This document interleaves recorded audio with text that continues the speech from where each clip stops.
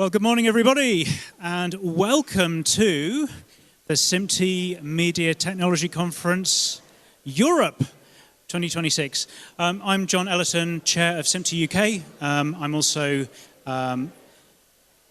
Director of Technical Sales for eVert UK and Western Europe. So welcome to this first session. If you want to put your headphones on, you can, but you might be able to hear through the speakers anyway.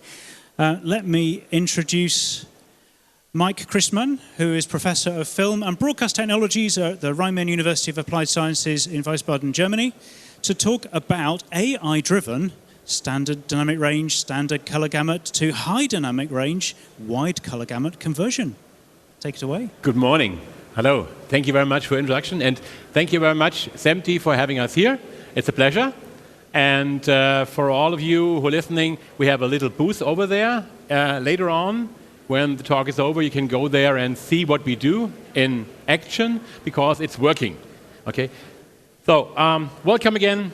I want to go with you together over a variety of things, and we started more than 10 years ago with a development of HDR to SDR conversion, starting with a down conversion, because back then that was a big thing. And in this talk, we go over the challenges and motivations that brought us to this whole theme. We go over the requirements for all the stuff we do. And then in the main part, we go, first of all, to the down conversion part from HDR to SDR, HDR and wide color gamut, that's WCG. And then we go from that, afterwards, we go the up conversion, the other way, from SDR, standard color gamut, to HDR, wide color gamut. And at the end, some conclusion and also some outlook, what we're going to do next. Okay, the challenges. Well, first of all, there is a large volume of archive materials still available in the world, and obviously most of the production today is still SDR. So that means we have to convert those into HDR in the future.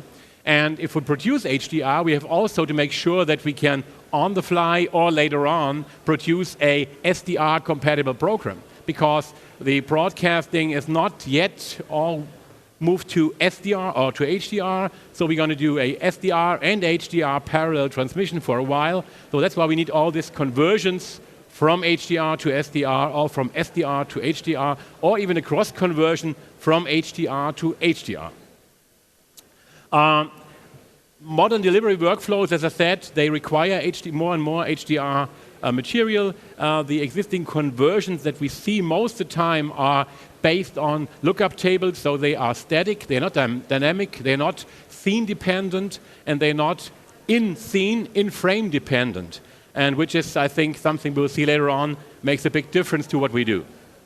The methods fail, those lookup tables usually fail to preserve local highlights and contrast. On the technical challenge side, we have scene-dependent luminance distribution within a scene or even within a frame. And we have locally varying of highlight structures. We have chroma perception changes after luminance changes, which we have to make sure that it works. For instance, if you down convert, and if you have a color, if you go from, let's say there's a football player, and he goes from the dark, from the highlight of the sun to the shadow, then the appearance of the color changes. So if you change the luminance, it's not enough. You're going to have to change the appearance of the color in the same way.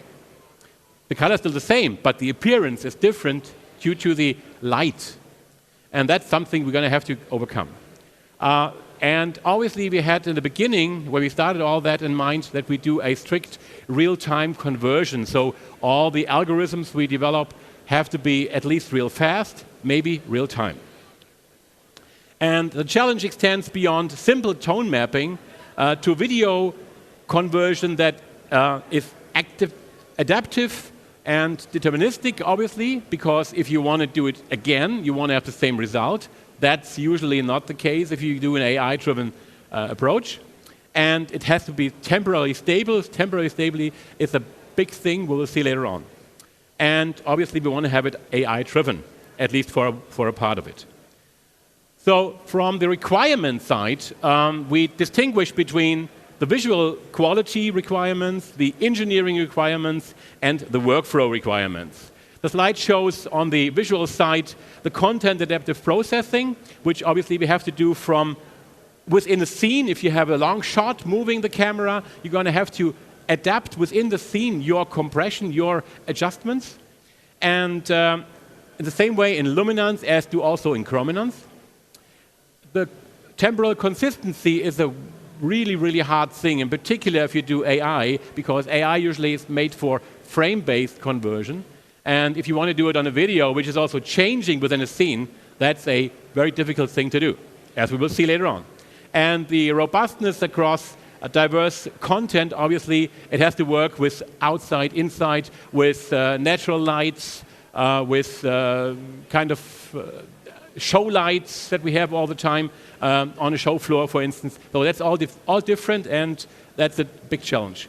From the engineering requirements, obviously real time was a goal in the beginning.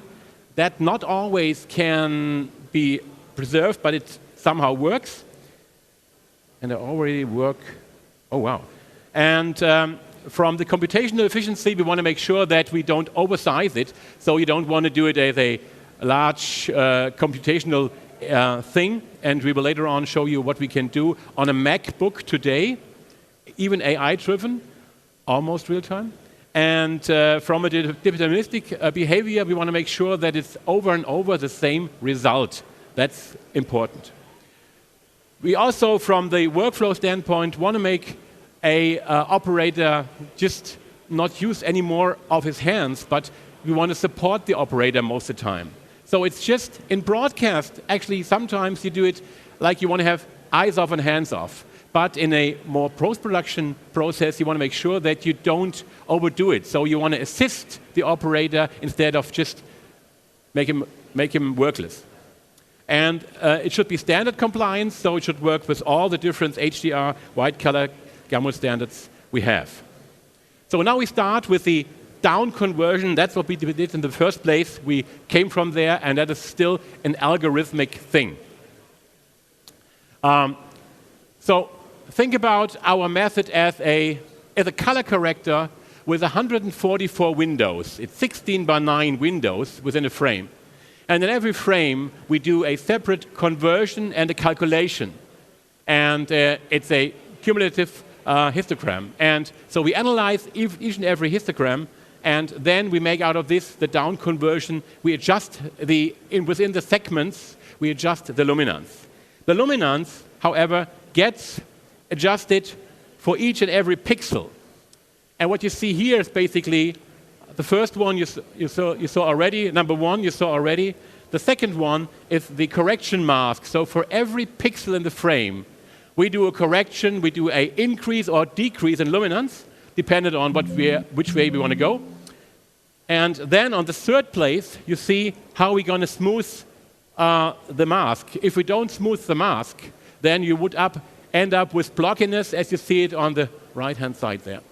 So at the end of the day, it's that picture. We don't filter the image. We filter the correction values for the mask, okay? That's a different thing. So in order to avoid the blockiness. Otherwise, you had blockiness. If you have a color corrector, then you do a layover for a window, another window, okay? But that we have to do manually or automatically. And that's all done automatically, learned by hundreds, maybe thousands of user tests that we just learned the algorithm how to behave, what it should do. And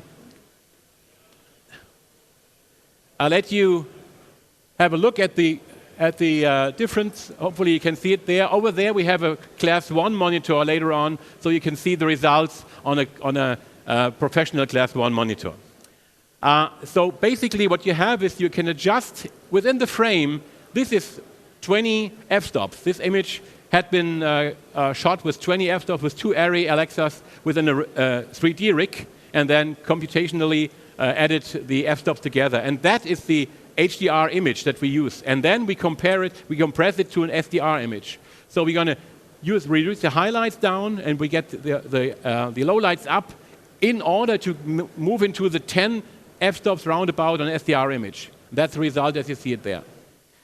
Obviously, that works fine for natural images, but sometimes you do have the need, for instance, if you have show light, very bright show lights, they are so out of gamut in SDR that in 709 that we cannot get them in there. So we had to develop a new algorithm or a new idea on how to get those far out of gamut colors into this 709 color space. Therefore, we developed this principle. So for instance, internally we always work with ICTCP. That's a given thing, so we decided that most of the steps are done in ICTCP. We divide the 360 degrees into leaves, into color leaves, with 1 degree or a half a degree or 1.5 degree, depending on, and then we have a separate leaf for each and every color. Because for each and every color, the curve has to be different comparing the outside gamut into the inside gamut. So we made hundreds of tests with probants in order to make sure that what do they think, what the color looks alike from HDR to SDR. And so we taught this instrument that we came later on to this picture for each and every leaf. And so we can actually right now also reduce or expand the corridor that we have for getting the outside gamut colors into the inside color gamut. This is the red area there. Okay, so we compress the outside color gamut into the inside color gamut. We learned over time that this has to be different depending on what you really want to achieve. If you want to keep the sparkle, the highlight, and the image, so you would reduce it in a different way. Therefore, we right now develop, and this is the first time we show it here at the show, different color volume mapping steps and, so to say, possibilities in order to keep either the chrominance or the luminance more sparkling.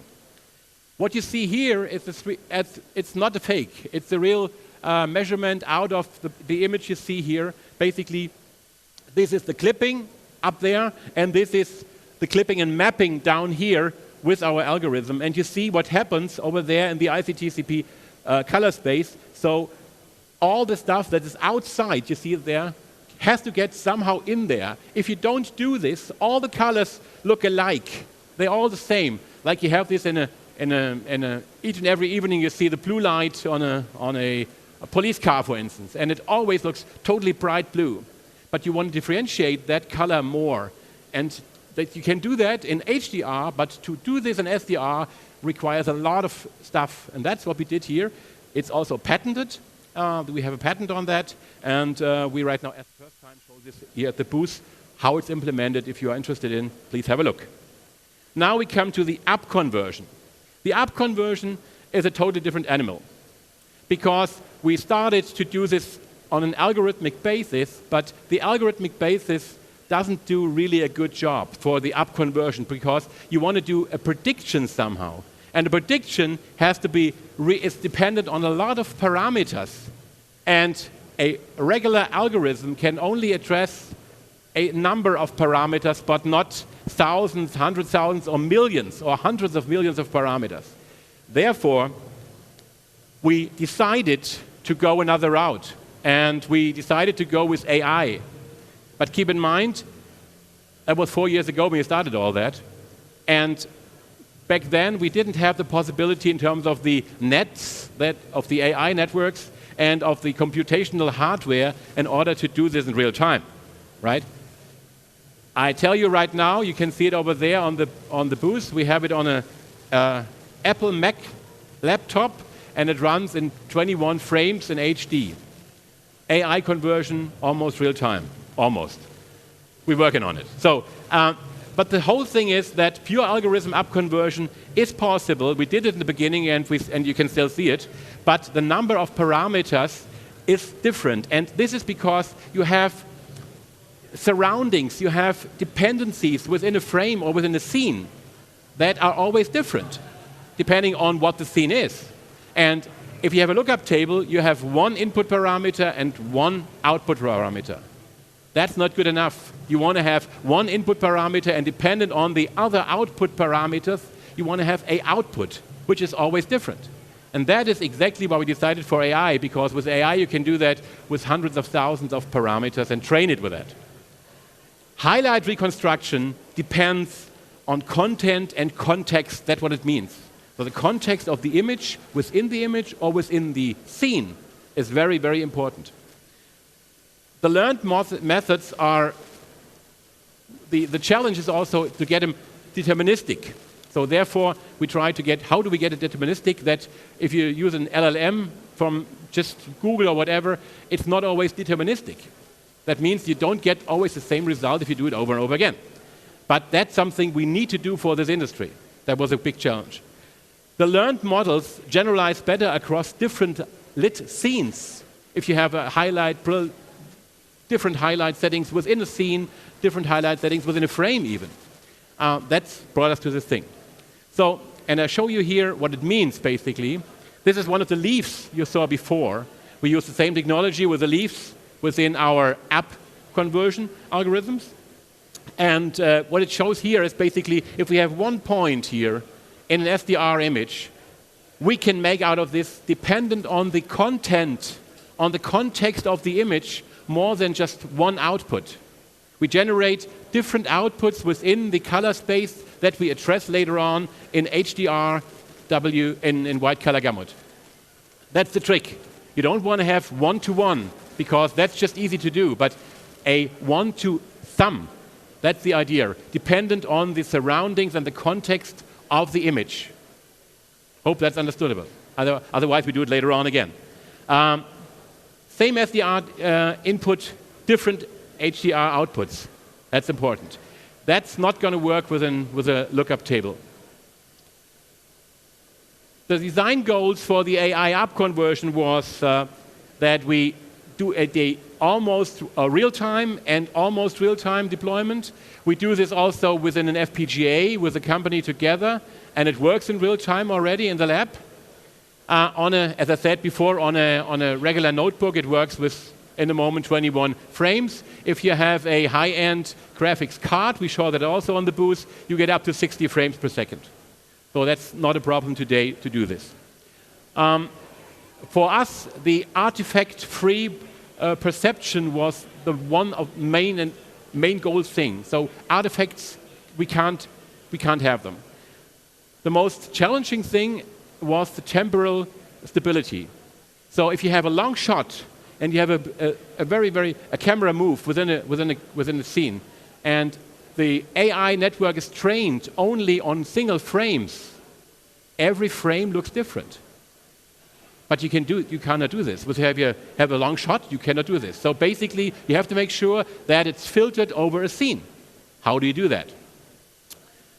And then we have to find the balancing for the operator in order to get him away of this groundwork, which is a lot of things he does, but leave him the freedom to do the creative work later on. That's what we want to give him. In total, we developed 3 different versions. The top one is a metadata-based system, which is AI-based, metadata-driven, and it uses also 16:9 segments. So we use segments instead of single pixels for the app conversion. But the app conversion works very, very good. It's ready. You can see it over there. It's there. And basically, this is the process that works very efficient, and it works without any how you say that? Hallucination. So we don't want to do, in the first step, a hallucination. Hallucination means we create something which was not there before. And maybe an operator doesn't want that. We talk to a lot of colorists. They say, I want to have a tool that gets me more information, but not hallucination, because the cameraman and all the other creative people don't want that. So then you take number 1. If you want to go beyond that, willing to invest more in hardware and willing to say, I'm okay with a little bit of hallucination, but I make it even better, then you go step number 2, which is a full pixel-based net system which looks at each and every pixel and does process every pixel differently. Again, in the other one, we process every segment differently, but every pixel within a segment with the same values. The third one here, down there, is a full-blown in-painting network that allows us to reconstruct, for instance, clouds and dark areas where there was no or maybe burned out light within the scene. You can do that today, and that won't be real time for foreseeable future, I tell you that, but it's possible. And we combine this in-painting, this is number 3 down here, with number 2, which is this one, network. We do the in-painting within the SDR domain. And then we do the up conversion into the HDR domain. We found out that this is a much better way to do it in this 2 separate steps. So, some pictures. Don't look at the blockiness. That's because it's highly compressed. You see here the SDR gamut, and this is no fake again. This is real data from this image, calculated and then brought over here. And you see here what we make out of this on the right-hand side, which is the ICTCP color volume. And that gives you all the black dots. Look at the black dots. Those are the information we create out of the SDR image in the AI domain. And this is difficult because it's a really, really tough scene due to the light situation. How are we going to do this in technical steps? We start on the left-hand side with the SDR image, SDR and standard color gamut input. We go the first part, we do the AI prediction locally, meaning on a segment basis, 16 by 9 segments, so we do 144 calculations with hundreds of thousands of parameters, but within the 144 segments. Then we do the filtering again, as you see it before, with a down conversion in order to avoid blockiness. That's the second step. Then we calculate the luma differences. Either we increase or we decrease luma. And then we do the color transform step at the end, dependent on the luma. Why do we do this? Because I said in the beginning, the perception of the luma is different where you transform the luminance, either to highlights or to lowlights. And at the end, what comes out is this HDR white color gamut image. Even more in detail, so now it becomes technical. We start at the Houston, we see the Earth in the window image here. So we go with basically the input image, is an SDR image, and this means what we do here, basically we calculate values with AI over segments in 3 different domains. It's called a mu and a sigma and a max value. And we do this for local and for global. Why? Because we found out that only the local information is not enough. You're going to have to do an overall information. You're going to have to mix them up. That's important. More technical, for those of you who are familiar with networks, with AI networks, that's the UNet structure. So we're going to do a UNet downsampling, and we're going to do on the other side here, we're going to a learnable weighted sum of all the down converted, so to say, UNet encoding steps. And this is the beginning, and that gets you into those information as a starting point. The next step is that we differentiate, we have to do a normalization for the global and for the local parameters. Normalization usually between -1 and +1, meaning that in order to do that, with all this information on this left-hand side, the global one, we need a spatial mean mathematically overall to do that. So that's part of this game as well. Here, this is right now, concentrate, gentlemen and ladies. This is difficult because what we show here is basically, first of all, the orange or red, should be red. This is the SDR standard color gamut input over the scene as a as a histogram. The blue and green ones are the ones that we generate. So if you use just a stretching, you would end up with stretching only the information here to a wider area. That's not what you want. You want to introduce new information here and there. So now we have a look at it and see how it works over a long shot in the scene. And it moves, and what you see here is basically this blinking thing is what we generate new. The blue one is what we generate new. The same here. This is for luminance, this is for chrominance. So those are the values we really generate new within the AI upconversion process. Different one. Very difficult because of the technical lighting of the floor lighting into such a scene. If we compare that right now to a static upconversion, we try to find out how we're going to show that, how we're going to demonstrate it to you. So we sum up the information. You see here the curve, which is the sum up over the scene. And you see how it works and how it does in dynamic and it does in static. So the information we add to this sums up to this big curve with the integral underneath this, what you see here. Over there, you see it in just a static upconversion. We use a static upconversion in order to do that. You see what information comes in or what comes out, and you see here what information we make out of this with the dynamic information. I have to get a little bit faster. Now at the end, the most critical thing, the frame-wise stability. I said in the beginning, if you do an AI network upconversion, then the problem is that usually every frame gets calculated with a network individually. If you do that, you can end up with different results, meaning flicker within the frame. You can't do that. So we had to find out how we're going to do this, make it more stable, make it more uncritical,